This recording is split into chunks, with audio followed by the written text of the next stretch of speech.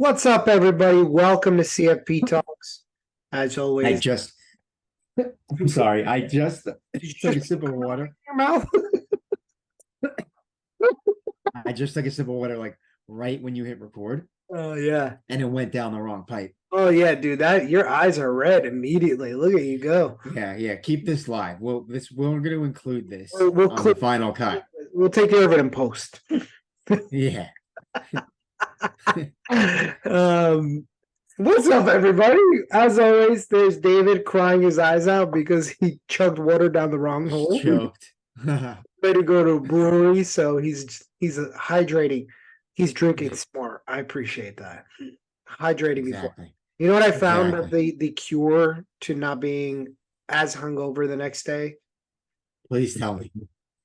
I take electrolytes out when I'm drinking now. Like out with you like at the same time? Like, so what I'll do is I'll have a couple drinks and then I'll drink those like little electrolyte powders, Yeah. put it in some water, like mix it at the bar, drink it, and then I'll do two of them throughout the night. Not I hungry like that. the next I mean, day. that's like, that's a great formula. It's whether am I really disciplined and committed to doing that? That's another question. Pro level, bro. If you want to be a pro level, then you got to get on that grind right there. So we were just talking about some intangibles, talking about how at home it's a team effort to pass the CFP and using your support network to really get you over the hump in terms of study. And I like what you said right at the end of our last video, which is, now you got to talk about the people who you're actually out on the field with. Mhm. And even though the CFP is an individual effort, having a support system of other people studying and going through the same thing, I believe is one of the most invaluable things that you can think of. And I think it's very underrated, but I also think very few people take advantage of it. I agree. I definitely agree with that. I don't know what it is. Maybe they don't know to do it, or maybe they just don't want to do it. But I agree. Not as many people take advantage of it as they should, because it is, in my opinion, hugely advantageous. And and for me, it definitely made a difference the second time around when I took it. Yeah, Clearly. right. And I think there's a couple reasons why. When I took CFP, I was the only person in my office taking it at that time. And there's other people that took it after me, but for that exam cycle there, and this is when CFP used to do it, I believe once or twice a year. Pretty sure it was once a year at that point. And no, I didn't know anybody taking it. Now I went to a class and I was so much younger than everybody else taking it that I would go to class and I would sit in the back. I was like such a punk in class. Like I'd sit in the back. I wouldn't really talk to anybody. I probably knew one or two people from class, but some of those people ended up finishing class and then delaying taking the CFP. So the people that I did know weren't studying for it, and some of the other people that I didn't really know, but you see them in class all the time, so you know who they are. Yeah. I knew some of those people had studied together, and they were far. They were when they got to the review, they were in far better place than I was. When I got to the review, I was in bad shape, and they were in far better place, and their study trajectory was far better than mine because they were studying with other people. And when I took CFA, I took level one completely by myself, but level two and three I didn't because it was just too miserable to do on your own. And I think that is having other people around you for a couple of reasons. And I'll start with reason number one. You have a support system. Here's how every one of Yeah. my study sessions used to start. Fuck this exam. I hate this. This is so stupid. Why are we doing this to ourselves? This is torture. I hate this. Man, I can't wait till life goes back to normal. Oh, I couldn't go do this weekend. Well, I couldn't do this. Well, studying wouldn't let me do this. And we'd vent it out for like 20 minutes. And you all like said the same shit every single time. Literally, it was like I think I literally almost used the exact same words.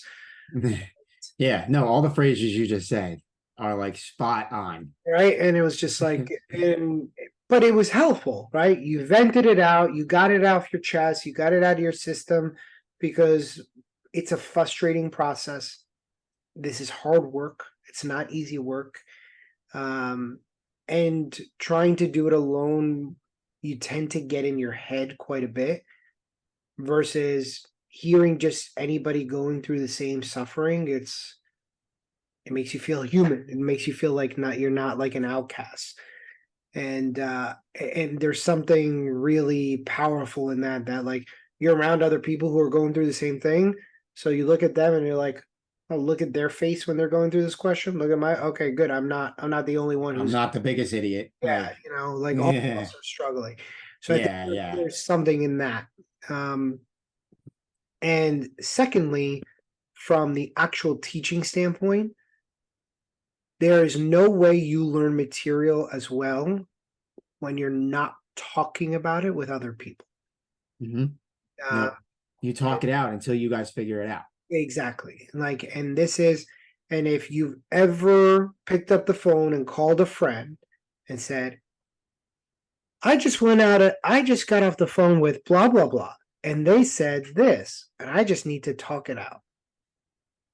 Whether that was your boss, your significant other, your girlfriend, your boyfriend, you hear something, you're not understanding it, and you talk it out, and you're like, okay, now I feel better. I've talked it out. Yeah.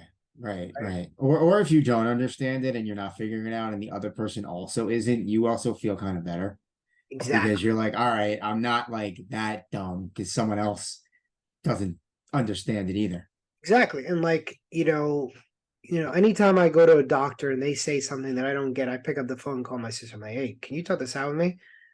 My sister's a doctor, so I was like, she'll be like, okay, no, it's this, and this. I'm like, oh, okay, all right. Like, am I understanding this right? And I'll just say, and she's like, no, you're not. Like, okay, now I feel better because I feel like, oh, okay, I understand this a little bit more now that I got to say and practice, not practice it in this scenario, but I got to say it out loud so I can even Hmm. hear my own thoughts. Because when you think about something, it's not the same as saying it out loud, right? Because Yeah. and this, right? Like I have this great idea in my head, and then I say it out loud. I'm like, oh my God, that sounds so stupid when I say it out loud. Right. And vice versa. It was like it was okay in my head and I thought it sounded stupid. And then I said it out loud.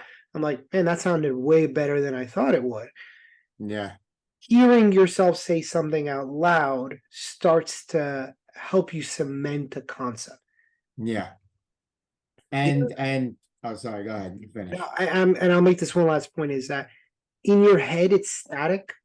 When you have to talk to somebody else about it, it's dynamic. And let me just add on to that. Yeah. Okay.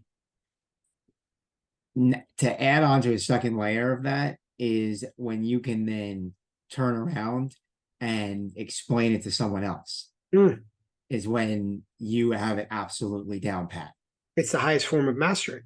Yeah, Right. exactly. It is the highest form of mastery. If you can explain it to somebody else, it is absolutely the highest form of mastery. And Yep. the thing is that when you learn something and you're talking about it in your head, it's one dimensional. The exam will test you in multiple dimensions. Right. And Gary said this when he was on, he's like, the CFP is very concerned with context. Hmm. And when you're talking about it with somebody and somebody says, well, what about this? Hmm. You freeze dead in your shoes and you're going, then You're like, oh shit, I didn't think about that. then you don't know the concept well enough. Hmm. And that's Right. key is that you don't know the concept well enough because if you know it statically and then the exam tests it dynamically, you're screwed. Yeah. I also think that another thing that helped a lot, like when I was going through it with my guys, with you, was I was strong in some areas that they weren't, and they were strong in some areas that I wasn't. Mm. And you complement each other well, because then they'll help you understand it, you'll help them understand it, and it's just it goes well together. Yes. So that's another huge benefit of this whole idea in general. Right. And talking about it with somebody over and over and over again, right? And it's like any good therapist will tell people who are married that go to marriage counseling, they're like, well, we talked about this once. And they'll literally they'll look at you and they'll go, that's not enough. You guys got to talk about it a Like lot. over and over again, and because it's not just going to figure it out and things are going to click the first time. Like, yes, there are some concepts, there are some conversations where it will, I am sure, but most are not, Yeah. especially with this content. Yes. And a lot of So, this stuff is layered. right. So you So got to it talk about it takes, over, yeah, it takes exactly. over And and over again. How many times did we talk about the same things in class? yeah, Over and over again. And that's what cements a concept. And you think about it, like, think about conversations you had with family, with friends, with colleagues. You have the same conversation over and over again, but every time it's a little different. It's a little different. There's another piece of information, there's another nuance. And you don't necessarily know what to do with that nuance or where to file it away. Because when you look at people who are really good at what they do, they understand what to do with nuance. And I'll give you an example of this. We learn the retirement calculation as a 4-step calculation, right? We set up our timeline. We then figure out what's needed on day 1 of retirement, right? And then we figure out what needs to be saved as either an annuity or as a present value. And a lot of times, the way that I teach it is we distribute it in beginning mode and we save in end mode. CFP will likely challenge those assumptions. Mhm. And unless you actually are prepared to do that dynamically, you end up putting yourself at a grave disadvantage. Talk about that a couple different times. Now you're in a good spot. and let me just point out one more thing. The last point is, you also, going through with somebody, you will hold each other accountable. Because I remember, whether it was we're going to separately do this homework assignment and then meet about it after, or we're going to meet on Saturday morning because we want to go over X topic, I never wanted to come to those meetings or whatever you want to call them, unprepared. Mm. So I had to personally hold myself accountable Yeah, absolutely. for that. And in addition, like those study sessions force you to study at a time you probably wouldn't study just on your own. For sure. Like it just wouldn't. It just wouldn't. You wouldn't do it. You wouldn't do it if it was just you. But if it's like, oh, I'm going to do it with my boy or with this person, then you're like, all right, I'll get up, I'll do it. Yeah, Like, I'll get up and do what I got to do. absolutely. Like, and I say this all the time with working out. There are workouts I would have never have done if my workout partner Chris didn't show up. If Chris wasn't there today, I'm like, I probably would have dogged it today. It's Friday. I'm exhausted. It's the end of a long week. The last thing that I want to do is come in and, you know, go and run a 400-meter and then do burpees for 5 rounds. I never want to do that ever. Yeah, However, knowing that somebody else is going to be doing it, okay. And that's sure. probably the thing Yeah. that keeps you in shape, is having that motivation. You end up, kind of sourcing motivation, Mhm, so to speak. mhm, mhm, mhm. So, I can't emphasize it enough, and this is why, like, I even, when I started, I used to do mainly one-on-one prep. When I started with the groups, we started to see an increase in people passing for this very reason. Mhm. It's just easier to study when you're doing it with other people. Plain and Yep. Yep. So, as always, everybody, we hope this video was helpful. If you have any questions, comments, or concerns, please reach out to David or myself, and we will see you guys very soon.